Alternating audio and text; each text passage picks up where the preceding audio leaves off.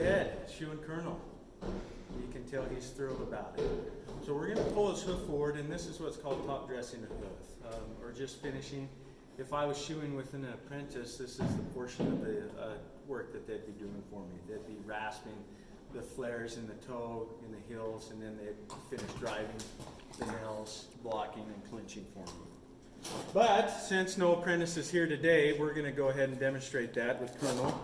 If you remember in a prior video, his shoe set back quite a bit. I don't know that when we rasp the toe that we'll necessarily get to the foot, but you'll be able to see, and we'll do a side profile, that Colonel's angles will come back in line. So between the rasping, the wedge pad, I think we'll be able to get him to a point that he's comfortable and travels well.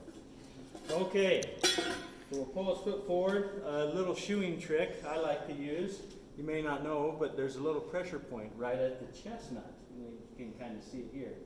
If I squeeze that, see, he had the tendency to lift his leg. Shoers, you might not even notice, but when they go to pick up a horse's foot, as Colonel's weight's on that leg, there we go.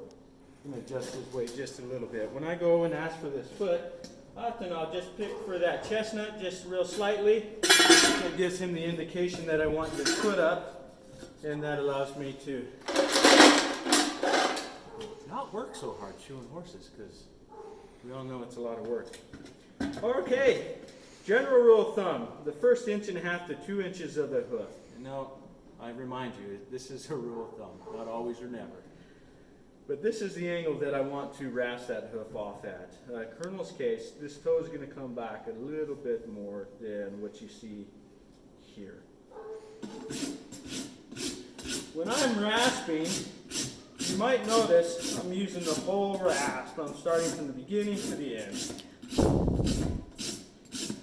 Being careful not to rasp too high so I don't get into his hairline. And I'll rasp in one spot until I get it where I want it. I'm not being sporadic. I'm not rasping here or rasping here. I'm rasping in one spot to where I get the hoof to where I want it. Alright, we're going to continue to rasp Colonel's hoof. One thing that's important to note, when you're handling your rasp, hold it flat at the angle you want, not at the angle of the hoof. As you rasp, those rasp marks will change, and you'll see they've slowly climbed up this hoof. It's not because I've rasped higher, it's because that angle has changed, and now the rasp is climbing up the hoof wall. This is called undercutting. I'm holding it at the angle of the shoe, and I'm undercutting that toe, backing it up. Now I'm going to rasp here, back this up a little bit.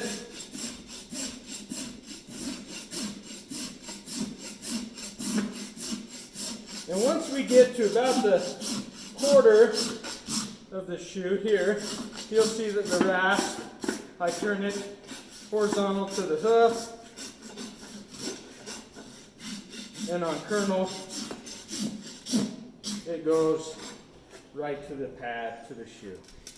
Still,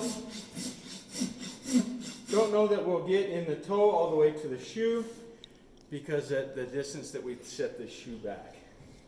But we will undercut it and follow it right around to where we hit the quarter of the shoe and now hoof lines with the shoe. A little more toe. As I'm rasping, you see we're getting into some of that seediness. And I think on Colonel, that looks like the appropriate place to stop. On unique circumstances, sometimes it calls for us to actually rasp a little bit further back. Not quite done with Colonel, but I knew he was done for a minute. So we'll give him a break, which is good for me. Okay, we'll pull him forward. You see me ask?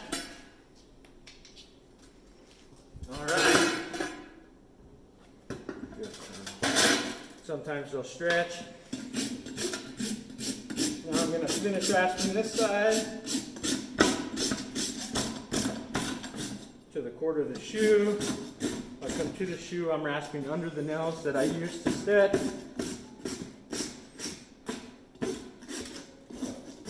And this will go to the shoe. I'm going to feather this in so it's nice and smooth. I'm undercutting almost at a 45, and I'm kind of using the angle of the shoe to come up through the hoof. If you can see that. I'm not rasping it flat, I'm not bull-nosing the hoof.